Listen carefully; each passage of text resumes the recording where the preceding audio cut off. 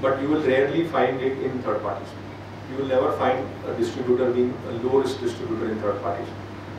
Does that necessarily mean that low risk distributor, which is like a transfer pricing fiction, is necessarily a bad thing? No, not really.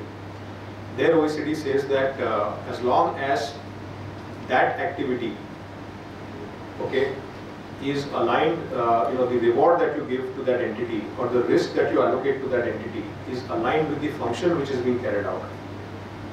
And as long as that entity can be transfer priced appropriately, you should still respect that structure and not challenge it. So in the context of an LRD, what it means is the LRD's functions will have to be simple. Because if LRD is undertaking, let's say, strategic functions, strategic decisions, then it cannot be a low risk entity.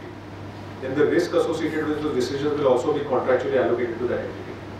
So there, conduct is aligning with legal form. Okay? As long as conduct aligns with legal form, as long as you can determine through transfer pricing analysis the right reward for an LRD, it should not be challenged, even if an LRD structure will generally not exist between third parties. This is what OECD says. Now, to some extent, this principle was enshrined in our own jurisprudence. So we had Azadi Bachao Andolan, we had many rulings before that, Duke of Westminster, McDowell's, the whole controversy, and finally, thus settled when the Supreme Court finally said that the tax authority should ideally respect a structure as given, as long as that structure is legal and it is not a sham. Now, sham essentially means economic substance. So, so sham means non-est. Something that lies on paper does not lie in real life. Now, when would that happen in a transfer pricing context? When you call somebody a low risk distributor, but it doesn't have the functions of a low risk distributor. When you call somebody a contract research service provider, but that contract research service provider also takes strategic decisions about control of R&D, what products to develop and stuff like that. So that's a situation where conduct is not aligned with legal form, and that's a sham type of a transaction. So our existing jurisprudence said that in a situation where the transaction is legal, or in a situation where it is not a sham, tax authorities should not ask the taxpayer why he did a certain transaction. Okay, but GAR in many ways tries to change that. Now, if you really look at the first bullet, creates rights or obligations which would not normally be created if the transaction was implemented at arm's length. It's trying to indirectly ask you, is this transaction commercially rational? Would this transaction typically be undertaken between third parties? So that is indirectly getting into the domain of why did you undertake this transaction. So there is a change, a paradigm shift in how our law will evolve, where till date the principle was that the tax authorities cannot sit into the shoes of the taxpayer as long as certain conditions are fulfilled. But now they can actually ask you, why did you do this transaction? Please explain why this transaction is something that would not be normally created if the transaction was implemented at arm's length. Look at the last bullet, is not for bona fide purpose. Under Indian law, where was the need to show bona fide purpose earlier? As a businessman, I may take a decision which may or may not work, I may become a loss maker. But why should a tax authority sit in judgment and say that you did not take this decision right? This was never the requirement, but now GAR is trying to bring in that requirement. Under our current transfer pricing code, if you look at how it is worded, 92(1) says, income arising from an international transaction shall be computed having regard to the arm's length price. Okay, so first your charging section has to be attracted, section 4 and 5, and under section 4 and 5, read with 224, there first ought to be income. If there is income that arises on account of a transaction, then the mandate of the TP code is to compute the arm's length price, because it says income should be computed having regard to the arm's length price, right? In 92(1), which is our arm's length standard, there is a mandate to reprice a transaction. There is currently no mandate to recharacterize a transaction. Okay, but if you look at what GAR is trying to say, it is giving you that power to recharacterize the transaction. In that sense, our treaties are a little more widely worded than section 92(1), the way it is written right now. If you see Article 9.1 of the treaty, which deals with associated enterprises, 9.1 says that when conditions are made or imposed in dealings between two parties, which would not otherwise have been entered into between independent third parties, then tax authorities can seek to adjust. The wordings used are conditions are made or imposed, not similar to how they would be undertaken between third parties, which is again similar to the first bullet. So the mandate under Article 9 is much wider than the mandate under 92.1. And now, once GAR comes into effect, you will have the tax authorities, getting this additional power to ask you the why question, that why did you do this? So let's now look at how does it really apply. Now, our finance minister had in a speech mentioned there was this huge issue about is GAR really necessary when you have SAR? Now transfer pricing is an example of a SAR where it is a specific legislation to counter avoidance measures, right? And the whole issue was that if you have TP code there in the statute already, do you really need GAR? And to what extent GAR will override TP? So what happens in a situation where your transfer pricing officer otherwise doesn't have a problem with how you computed the arm's length price, but still challenges you because your transaction is for saving taxes, for example. So there, unfortunately, people were expecting some answers in the recent notification that was issued, but that answer still has not been answered. That question has still not been answered. So how will it really interplay?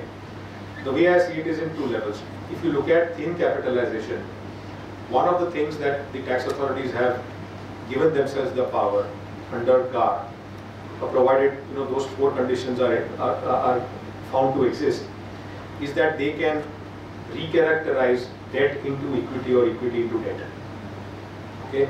So, for example, in a scenario where they believe that you have taken excessive debt on your books, and that excessive debt on your books, so your leverage is very high, and therefore that gives you a higher tax deduction, and therefore that's the way through which you are bringing your global effective tax rate down. And if they challenge your debt equity mix, then they can recharacterize your debt into equity. Now that throws lots of issues. One is that on a standalone basis your interest may have been otherwise arm's length. So here the issue is not about what the right rate of interest is. Here the issue is that on what base should it be applied. Is your debt equity mix the right mix? What happens in a situation where they come in and recharacterize? Does it mean, so obviously the interest that you claimed as a deduction, they will disallow that. But will they charge DDT on that as if it is declaration of dividends? I mean, where do you really take this logic to its conclusion? That if debt is treated as equity, does that mean interest payout is the same as dividend? Currently, as the way TP rules are worded, as I mentioned earlier in the share issues controversy, we still do not have provisions that allow secondary adjustment. So this is an issue that I foresee coming up. Insofar as business restructuring is concerned, transfer pricing, the way it is currently worded, section 92 to 92E, will deal with commercial substance. So what that means is that if your conduct is not aligned with your legal form, if you are allocating risks to parties which do not have the functions which create those risks, if those kind of situations happen, then under the TP code, they have the power to reprice. So under the TP code, commercial substance becomes very important. But under GAR, in addition to commercial substance, commercial rationale becomes also important, because as I mentioned, now they have the power to ask you the why question. Okay. What about that you do a business conversion where you convert yourself from a high risk entity to a low risk entity? The issue of whether an exit charge should be paid is a transfer pricing issue. And in my last session last week, we dealt with this issue. So whether an exit charge is payable on a business conversion or not, the TP provisions will deal with that issue. But having converted into a low risk entity, whether your conversion itself was fair and whether that low risk model will be acceptable to the tax authorities post conversion is a GAR issue. So that is how I see transfer pricing interplay with GAR. So insofar as this is concerned, three quick takeaways. Economic substance requirement was always there Now, in addition to that, commercial rationale also needs to be documented, and you have to actually have robust documentation that satisfies these tests going forward. Way forward, if you see what is happening, there are so many things happening in the world. The whole initiative on BEPS, the whole issue on country by country reporting, the 15 work streams of BEPS. The world is going to be a very, very difficult place to live in because of all of this. Because how do you really implement an initiative which is as huge as BEPS? Insofar as transfer pricing is concerned, I would believe the solution perhaps is a little easier, where OECD will rewrite their commentary on transfer pricing on those 3 action points on BEPS, and therefore new guidance will come out. But on the other action points that were there, digital economy, hybrid mismatch arrangements, CFC rules, I think many of these action points, the solutions are not so easy. Because for governments around the world to implement these solutions, some government has to give up taxing rights, some government has to assume taxing rights. Bear in mind that we have more than 3,000 treaties around the world. And it is not going to be easy to amend 3,000 treaties to give effect to BEPS recommendations. So the only way this can happen is when you have a multilateral instrument, which is like an instrument which will override all treaties on certain aspects, on interpretation issues, for example, which will be somewhat akin to a Vienna Convention, for example. And then if you have a conflict between 2 treaties, if there is double non-taxation, then you'll have to look at the multilateral instrument for guidance. That's the only way it can happen. How soon the world will get there, anybody's guess. They have given action points here, September 2014. Those are only action points to come up with a paper. The real work will start after that. So I do not foresee that in the next 5 years at least, you will see BEPS recommendations being fully implemented. But what will happen is, while OECD has clearly said that governments should resist the temptation to, you can look at unilateral measures, because it will lead to chaos. If you try to solve all this through unilateral measures, it's going to be chaos. But that's what will happen. So you will have governments reacting independently to address BEPS challenges.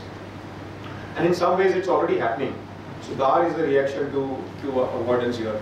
If you look at, they made in a couple of years ago a requirement that if you are having transactions with specified countries where India does not have effective exchange of information, then TP provisions will apply, even if that transaction is a third party. If the foreign company does not have a PAN 20% withholding tax, 25% withholding tax will apply. What are all these measures? These are unilateral measures that our government is taking to protect its own tax base. And those measures will just increase. So how does a corporate really deal with all of this? The way to really deal with this is a corporate has to really ask itself this question, that is my approach to tax planning globally appropriate and fair? Am I willing to stand up in a public forum and discuss my tax policy transparently? And if the answer comes out that perhaps you are concerned about talking about your tax policy in a public forum, it means there is something wrong. Today, organizations cannot afford to plan on the ground or assumption of non-detection. Those days are gone. Nothing is going to be hidden after country by country reporting gets implemented. So you cannot plan on the basis of non-detection anymore. And therefore, and look at the reputational risk that is coming up. Today we are living in an era where there is breaking news being shot out on television every 5 seconds. So we are not in an era where these things will stay hidden. And reputational risk. Look at what happened to Starbucks. I give you the example of Starbucks, where they voluntarily agreed to pay 20 million in taxes in the UK. Not because they had done anything wrong. They had not done anything wrong. But they wanted to prevent an impact on public perception. They saw that their sales would dip because of this.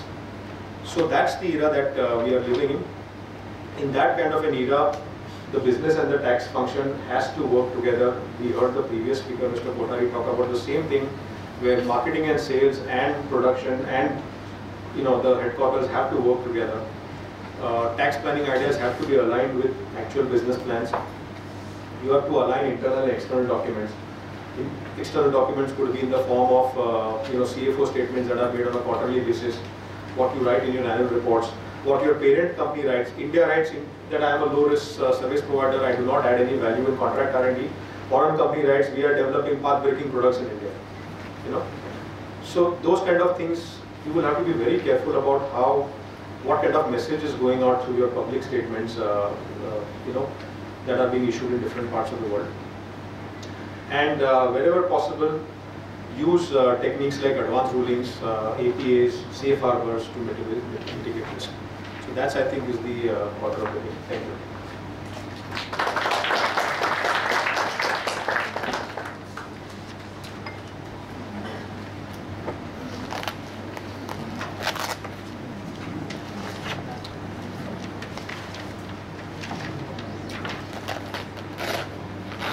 Coming to the pleasant task, Nattu bhai, dear fellow participants, you all will agree with me that Bipin Pawar during his second innings have touched upon in brief various important developments that took place in OECD and UN between September and March 2014. He also explained in details various nuances covering base erosion and profit sharing, general avoidance rules vis-a-vis transfer pricing documentation, and also taking up some questions raised by the participants. This will go a long way in interpreting the nuances in BAPS and GARP. So we are very thankful to you for sparing your valuable time and enlightening the participants on the subject. I, on my personal behalf and on behalf of CITC and on behalf of all the participants present here, propose a very well-deserved vote of thanks and request you to go ahead.